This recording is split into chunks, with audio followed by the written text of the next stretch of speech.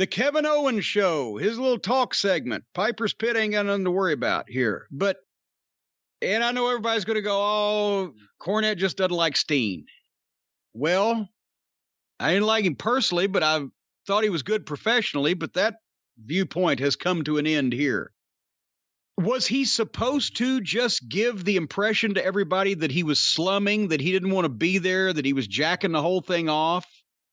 And this whole thing was beneath him, and he was talking to goofs, and it's all set up. He made fun of the whole thing being set up and phony through the whole thing. That was a performance that somebody who really just was pissed off and wanted to get out of their contract would have given in days gone by. He didn't give a fuck. Now, I've noticed first when he was in the ring, he's lost weight.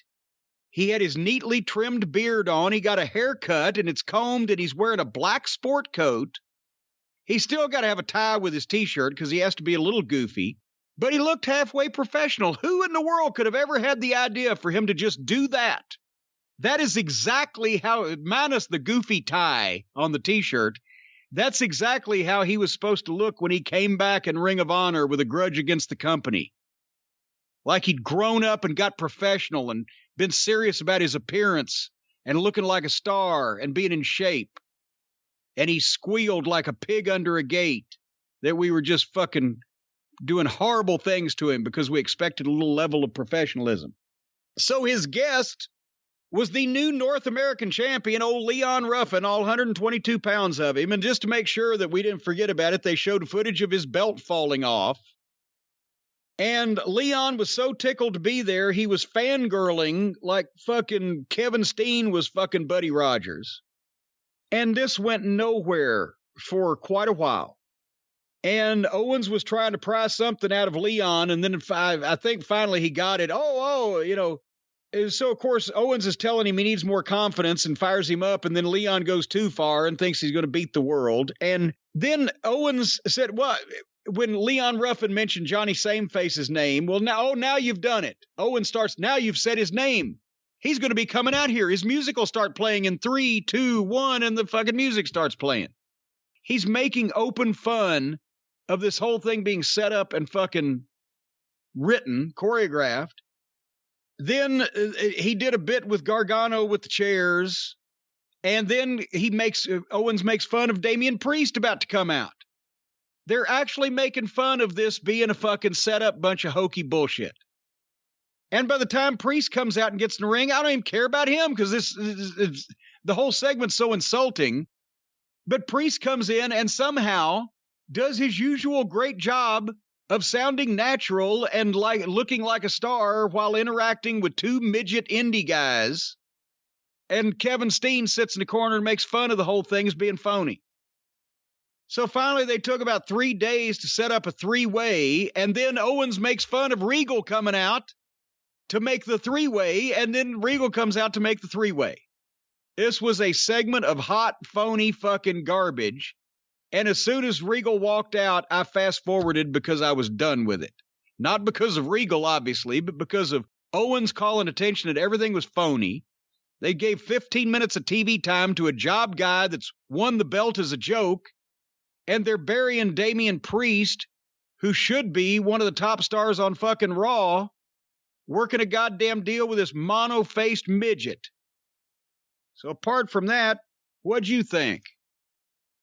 I can't really give it too many compliments after that review. I don't know why Kevin Owens was there this week.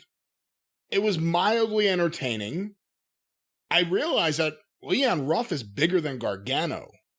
And I didn't realize that when they wrestled. I thought... Well, he's taller. Now, I don't think he weighs more. I think it's like 125 to 145. He's taller than him, and then Damian Priest comes in there, and he towers above both of them. A grown adult. And it looks so out of place. It was obvious they were setting up this 3-way match either last week or the week before. So, of course, it happens. William Regal has very dramatic music. And that's that. It took them forever to tell you what you knew that they were going to do when they started this thing. I don't care about. I'm glad this took forever if it meant that I didn't have to watch as many of the matches I don't care about on that show. I'll take this over the 20-minute girls match. I'll take this over Breezango. I'll take this over a lot of things that we see regularly on NXT. But with that said, Roddy Piper and Piper's Pit was so phenomenal to the point where everybody tries to copy it. I mean, they tried to copy it when he was there. They had the body shop and, Jake had the snake pit. But no one has ever been able to capture what made Piper's Pit work because that was Roddy Piper.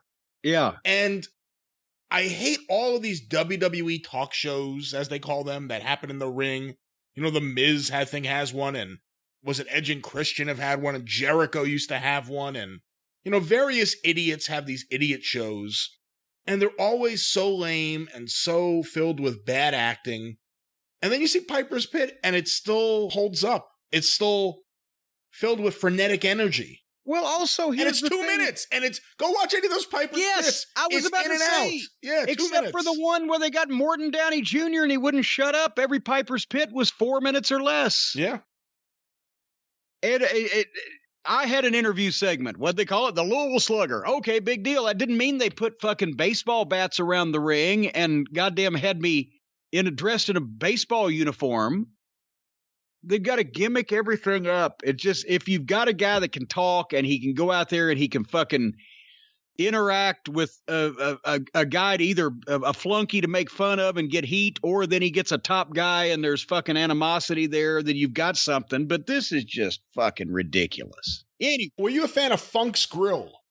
I'm a fan of anything Terry Funk does. So yeah, I like that. But once again, it was just an interview segment where he interviewed some of the talent in front of a green screen, put his own little spin on it in front of a green screen. Yeah, most of the time. Every once in a while, they did a couple of live ones in the ring or whatever. But there was no reason for this to take place on the Kevin Owens show. It just for Owens was there to make fun of it and make fun of it being phony. And it's like the first thing I learned in the wrestling business was I can do all my insults and rip the baby faces apart, but don't shoot too much to expose the weak points. Wrestling too. Don't call me old or the fucking bald baby face or whatever. You don't want to go too close to the bone, both to make the matches easier and also because then the people realize, yeah, shit, he is old or he is bald or he is fat or whatever. And Owen spent this entire thing making fun of the entire thing being fake. I would never have aired this on local television. Anyway, the next match, Cameron Grimes versus Jake Atlas. And I would have been more happy to see this a couple months ago before they made Cameron Grimes a complete phony idiot. Nobody would ever act that way because he freaks out about Dexter Lumis being a zombie or whatever the fuck. But there wasn't anything there wasn't anything bad wrong about this.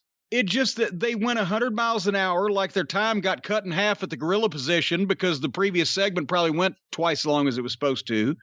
And it got sloppy because they were rushing. Atlas did some of his gymnastics, but finally Cameron Grimes put him out of his misery with his finish. So at least Cameron Grimes gets a win. When's the last time you saw that? But they probably got fucked partially by the hour-long Owens show, and then Lumis appeared and Cameron Grimes ran off. And Regal made a strap match here after the break with Cameron Grimes and Lumis for whenever. Wasn't a lot to comment on there. I was happy to see Cameron Grimes get a pretty decisive victory. You forgot how impressive he is with that finishing maneuver, that double stomp he does. That looks great. It does. But then they have him go back to being a wrestler who's afraid of another man who just stands and stares and draws funny cartoons. It was like did you ever see the goddamn horror movie, The Monolith Monsters? I have not. It was in the 50s. It was one of those science fiction. It's literally giant piles of rock that come alive and they're coming at you at a glacial pace. And even when I was a kid watching this on TV late at night, I'm not scared. I can outrun that shit. I can outrun Dexter Lumis, apparently, because all he does is stand there and stare. Anyway, No, he also does his wacky crab walk. Well, that's true. The wacky crab walk from the crab that Jericho probably showed him that tape from Barberville.